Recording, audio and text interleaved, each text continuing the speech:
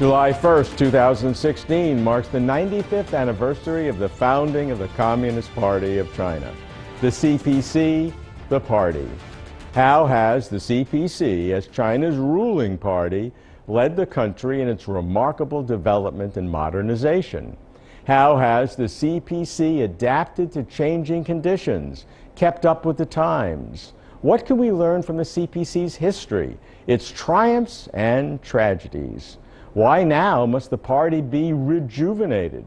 How to standardize decision-making processes and establish credible checks and balances in a system with a single ruling party? Is transparency friend or foe? What challenges does the party face amidst domestic complexities and international volatilities? What does the party consider its greatest threats?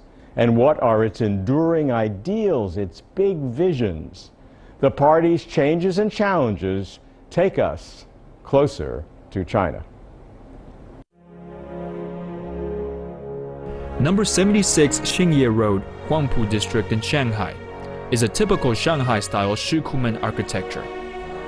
In the middle of this newly renovated two-story building sits a rectangular table, surrounded by a dozen stools. 95 years ago, a meeting was held here that would have profound influence on China. It was the first National Congress of the Communist Party of China, and it marked its founding. Over the past 95 years, the number of CPC members grew from 50 to about 88 million, and it has been the party's ability to adapt to change and to correct mistakes that has enabled its achievements. Under the leadership of the Communist Party, Chinese people continued overthrowing colonialism and feudalism, participated in fighting a war with Japanese invaders, founded the People's Republic of China, carried out land reform, endured extreme ideology and political mass movements, instituted reform and opening up, and established a powerful market-driven economy. Many people argue that the hidden power of the Communist Party is in its ability to keep up with the times. But to fully understand how such achievements were made, one must understand how decisions are made within the party. Professor Xie, it is said that one of the prime characteristics of the CPC is its capacity to adapt to current conditions, to keep up with the times. As an eminent historian of the party, how do you interpret these concepts? 与时俱进对一个党来说非常重要。 Keeping up with the times is highly critical to the CPC. As conditions evolve, the party must adapt in order to achieve prosperity. Otherwise, the only way out is to perish. In this regard, the CPC has experienced both frustration from failure and happiness from success. For example, the CPC has been guided by Marxism and Leninism, which originated in European countries where conditions differ a lot from those in China.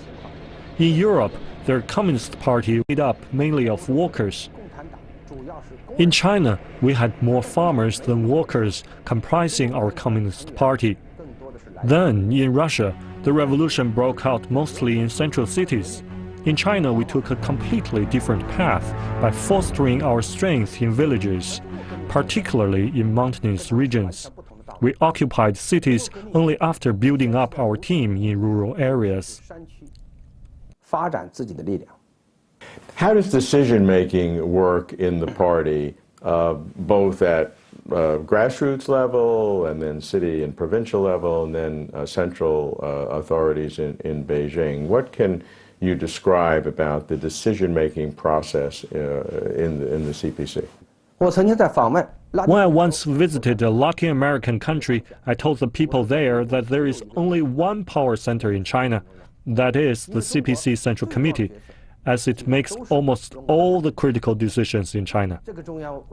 The Central Committee has many members, government, NPC and CPPCC leaders, as well as those from important SOEs, the army, and others who participate in major decision-makings in China. After a decision is made, party cadres in the government, the NPC, the CPPCC, the SOEs, and the army will then implement it. I think this procedure in China differs from many countries. 和在军队工作的这些党员领导去贯彻落实。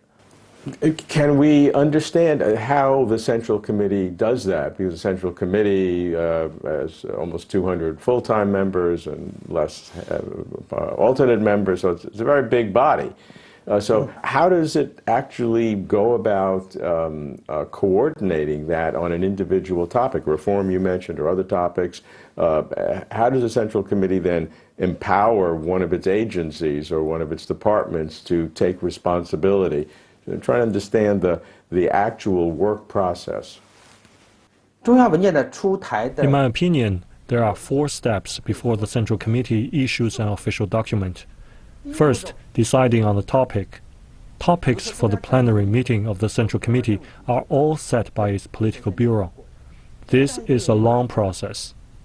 The topic for discussion and research should be of far-reaching significance.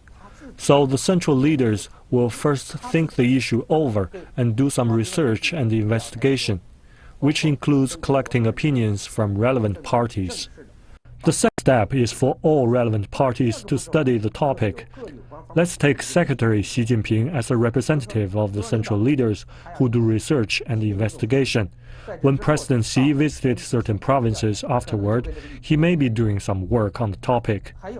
Some departments related to the Central Committee also do research and investigation. The Central Committee may divide the topic into specific issues and let relevant parties take charge. The General Office, Party School, and the Organization Department of the CPC Central Committee are all relevant parties that would be held accountable to do research and investigation. The third step concerns the actual drafting of the document, which always takes a long time. Drafting is normally supervised by central leaders and in more important cases by the General Secretary. In the first stage of drafting, opinions will be collected for an initial version. The draft is constantly revised for improvement. When the version is evaluated to be somewhat mature and well modified, a more extensive survey for suggestions will be held in a larger group. Party committees at the provincial level, government departments, organizations at the Central Committee, and the Army will all be consulted for advice. This leads to further revisions to the regulation. The fourth step is the meeting. The plenary meeting of the Central Committee takes 4 or 5 days, during which the document is discussed and suggestions for revision welcomed. Some important revisions may take place in the process. After everyone presents his opinion, there will be an official voting for the final approval of the decision. Can you give us some examples that you've personally been working on in the past? I don't want any state secrets, of course, but what are the kinds of things that you have done? And I'm more interested in the process. When you got a document or you were asked to do research, what did you do? How many pages was it? How long did it take? Just interested in the actual work process. I can offer you a specific case. Last year, I was involved in decision-making for the approval and issue of the CPC discipline regulation. It is a very important document made by the Central Committee to regulate party members by specifying forbidden things and possible punishments. In this case, Secretary Wang Qishan of the Central Commission for Discipline Inspection of the CPC presided over the revision. I myself had been consulted twice during the process.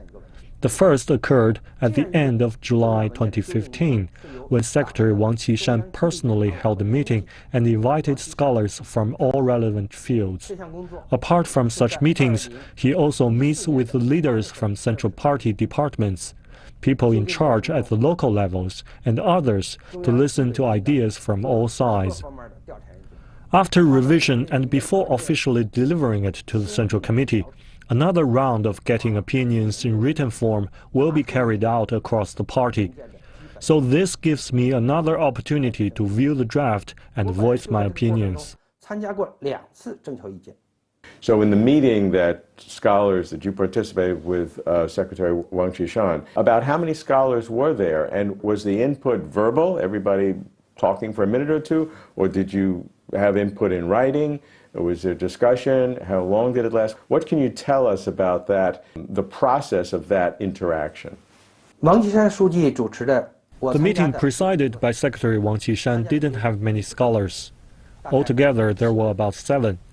The limited number guarantees everyone enough time to share his opinion. I was the first to speak and talked for quite some time. Whatever suggestion I had, I was fully free to speak. Apart from voicing our opinions, we can also report them in written form. We can even make revisions directly on the draft given to us. The forms can come in great varieties. The key is whether our opinions make sense or not. They would be taken into consideration by the drafting team.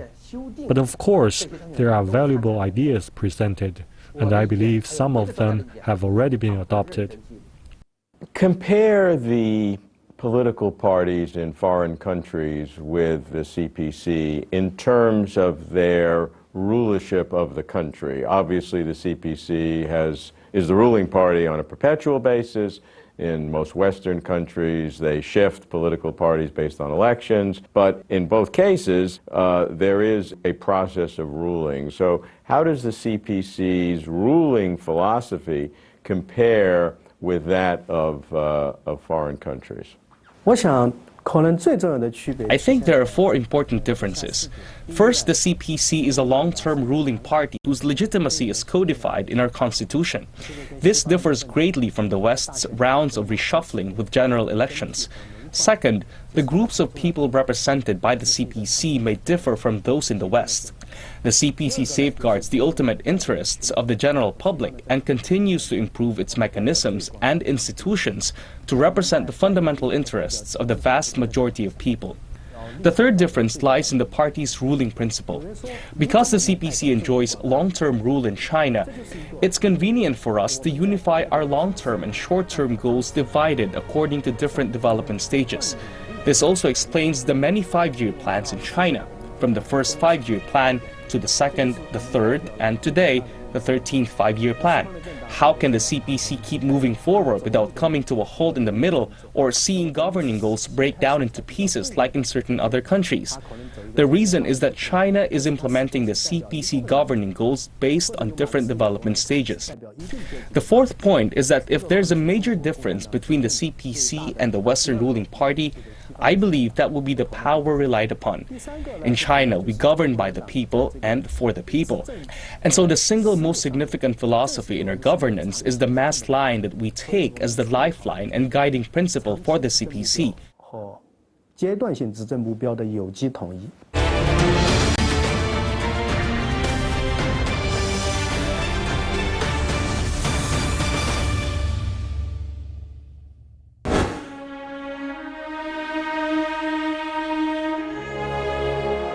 The administrative divisions of the Communist Party operate on several levels of authority.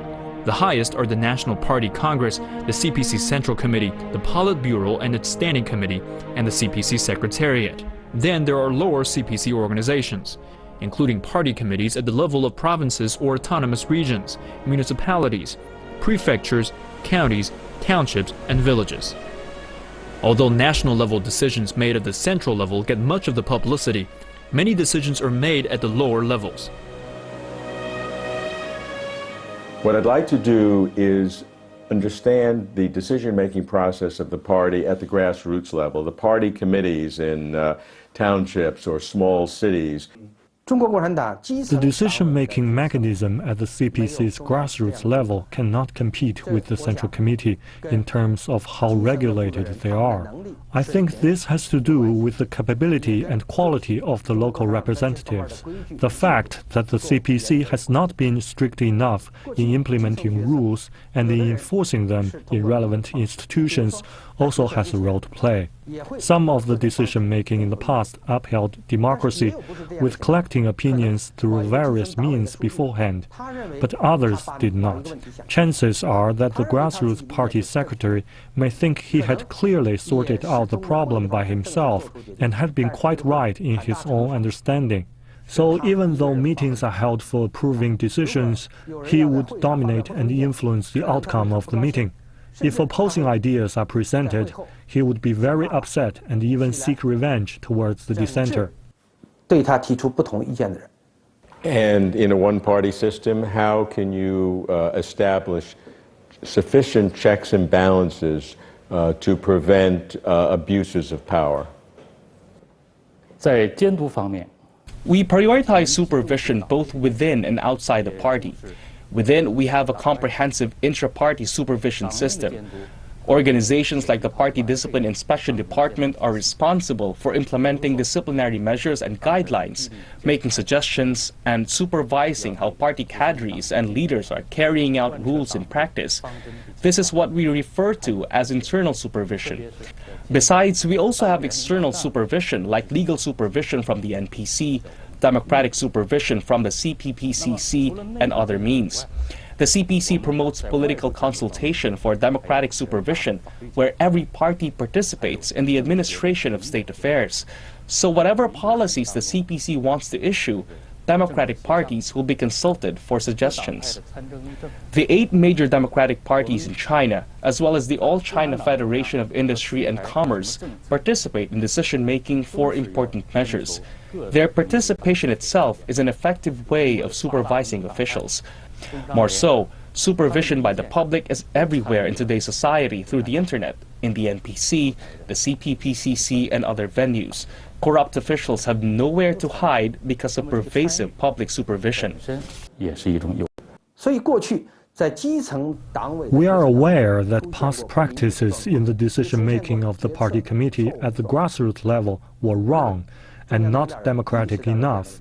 Now that we have spotted the problem, we want to finalize the decision-making process with fixed procedures at all levels of party committees. Not long ago, the Central Committee published for local party committees a working regulation that specifies procedures for them in convening meetings, making decisions through ballots and other methods with the required minimum number of attendees. It has also been emphasized that before making important decisions, the committees must hold discussion parties, consult experts, and ask for their analysis and verifications. Other specific requirements include letting the party secretary and other senior leaders be the last to speak in meetings. If not, other people might just pander to them and their ideas. So even if we may not completely remove their dominance in the meeting, we try to minimize their influence by making it a must for them to speak in the end. From my point of view, these procedures play significant roles in guaranteeing a democratic and scientific decision-making process. How do you know it's happening? Because how do you monitor what's happening? Because sometimes a party leader is so strong, everybody will be afraid to even report what is being done. 我想，书记。 Well, before a party secretary makes the decision, he himself must perform in-depth research. In the process, he has to exchange opinions with the city mayor and others because the CPC upholds collective decision-making. In particular, decisions on major issues must be made through plenary meetings of the local party committee and other means. There are more than 50 members in a party committee at the municipal level. Before the party secretary calls for a plenary session, he would first investigate the issue of concern and ask the drafter to do likewise. Meetings to solicit opinions like those at the central level will be held during the drafting process. When the draft comes out, more rounds of revisions will be made. At the official meeting, everyone speaks up and presents his ideas on the basis of past achievement. Members usually vote by a show of hands to pass a document and vote by ballot to appoint candidates to important positions. In my view, even if the party secretary is very arbitrary and exercises a dictatorship, party members should have the opportunity to freely express their opinions on important decisions and personnel appointment. 他照样可能会投出反对票。 I'm sure there are occasionally cases where subordinates would bring up contradictory ideas to the senior leader, let's say the party secretary in a municipality. But what happens afterwards? Would people feel afraid that the leader would take revenge on them in some way or hurt their careers? And how do you monitor that? It seems very difficult. 这要看什么样的决策。Actually, it depends on the nature of the decision. If it has to do with approving decisions about reform or the legal system through the plenary session of the CPC Central Committee, there may be a little opposing voices. Everybody has the chance to express opinions beforehand. Of course, some opinions may be adopted and others not, as the Central Committee evaluates the situation. But during the appointment of certain individuals, such as the promotion of leaders, speaking up could be very sensitive. This may involve personal interests of certain individuals, as everyone craves for promotion. However, in the process of such decision-making, everyone still enjoys the opportunity to make comments. Let's take the situation on a much lower level, say a small city where the individual is so powerful he kind of intimidates everyone and people are fearful of revenge on that level. Is that a real problem? When it comes to decision-making by party committees or governments at the grassroots level, particularly on economic matters, there are certain limits. If it concerns only a small project, a meeting in the mayor's office may be enough to make a decision. I once served as a deputy mayor. For small projects in our city, chances are that the mayor and deputy mayors will just have some discussion while soliciting some opinions before a decision is made and implemented.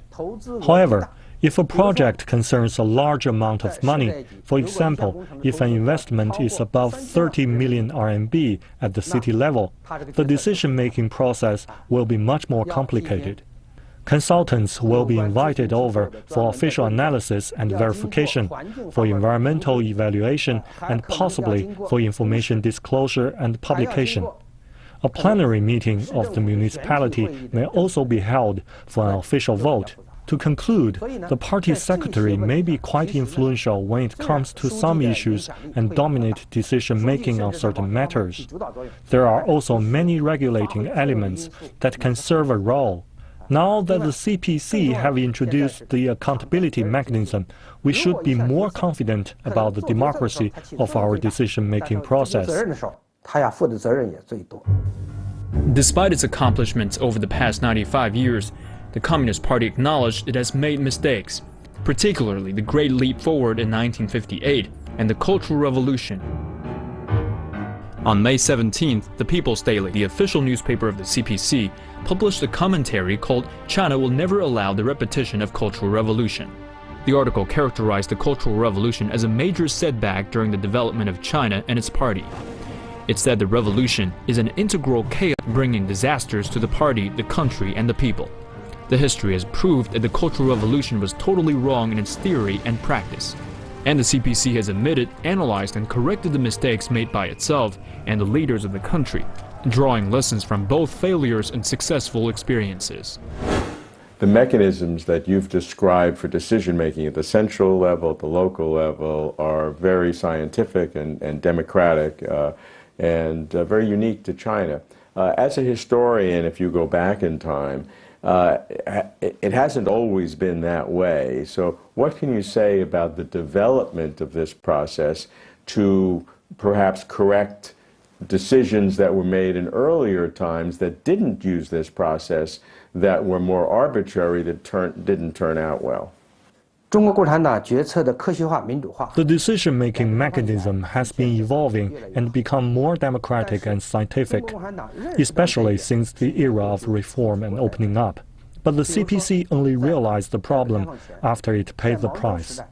Before reform and opening up, under the leadership of Chairman Mao, incomprehensive decision-making wreaked havoc to our party. In 1958, Chairman Mao put a lot of premium on the steel industry. He even expected China to overtake Britain in a fairly short period. An important decision was made at that time to double our steel production from 1957 to 1958. Chairman Mao raised that idea.